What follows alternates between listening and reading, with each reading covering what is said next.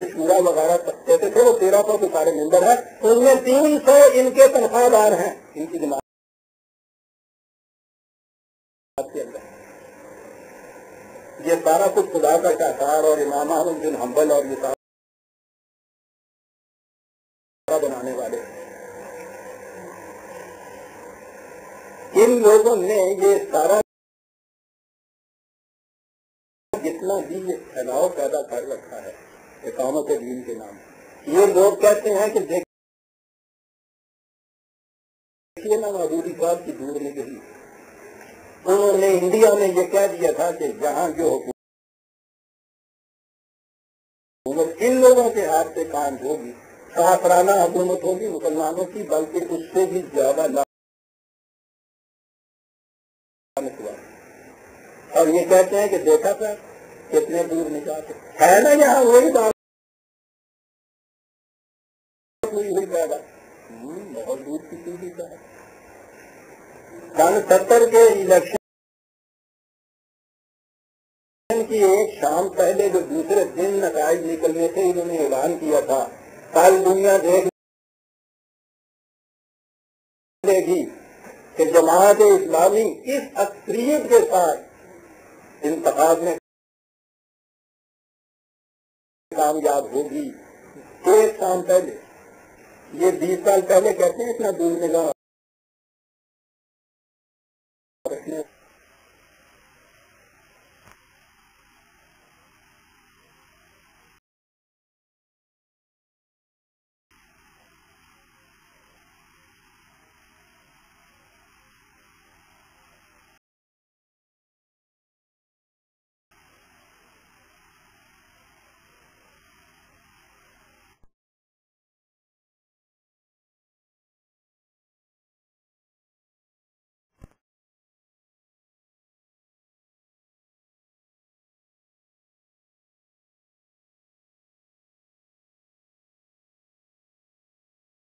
مملکت کے اندر ایک وزارت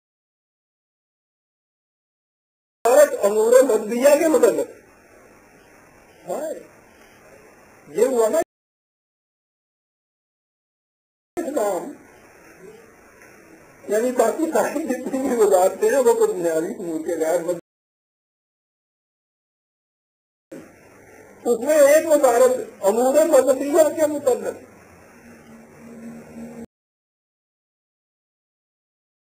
نام اسلامیہ جمہوریہ، تو اسلام کی یہ تعبیر ہے آپ کے ہاں، انہی لوگوں کی پیدا کرتا ہے، مطمئن ہے سارے اس کے اوپر، کسی ایک شخص نے اعتراض نہیں کیا، ان کو تو سوٹ کرتا ہے جی، ان کی ٹائپ کا یہی اسلام ہے، امور مذہبیہ کے لیے علاقے کی وزارت ان میں سے ایک کو بچا ٹھیک ہے، دوسرے ملک میں ان کے نام کی یہ کہ بہرحال ایک وزارت تم نے کام کی، ٹھیک ہے، ہم اس کو لے کے وزیر اعظم کا اپنا مقرر کر دیں گے تو بس آپ کچھ ٹھیک ہو جائے گا۔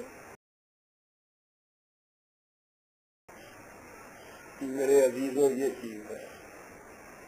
اب آپ سوچ لیجئے کہ یہ جو طلوع اسلام کی اور پرویز کی اتنی مخالفت ان کی طرف سے ہوتی ہے، کسی کی مخالفت نہیں ہوتی، اپنی ان کی یہ صورت ہے کہ اپنی جماعت سے باہر کے مسلمانوں کو مسلمان نہیں سمجھتے، اور انہوں نے سن 63 کے انتخاب میں مودودی صاحب نے یہ بات کہی تھی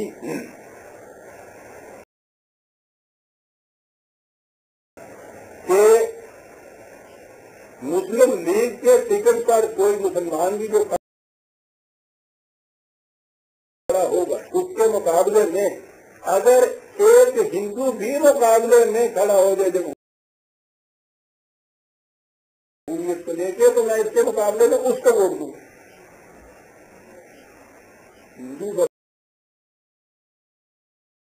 برداشت ہو سکتا ہے، ان کی مخالفت کرنے والا برداشت نہیں ہو سکتا۔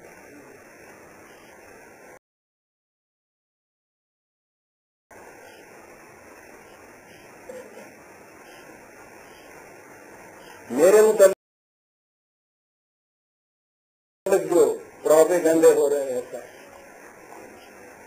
3 نمازیں، 9 روزے، نیا دین، نیا مذہب، 20 سال سے یہ کیسے چلا آ رہا ہوتا؟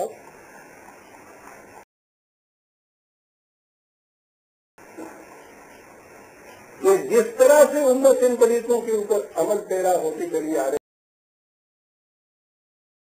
ہے، نماز، روزہ، حج، زکات، جس طریقے سے بھی ہوتی چلی آ رہی ہے،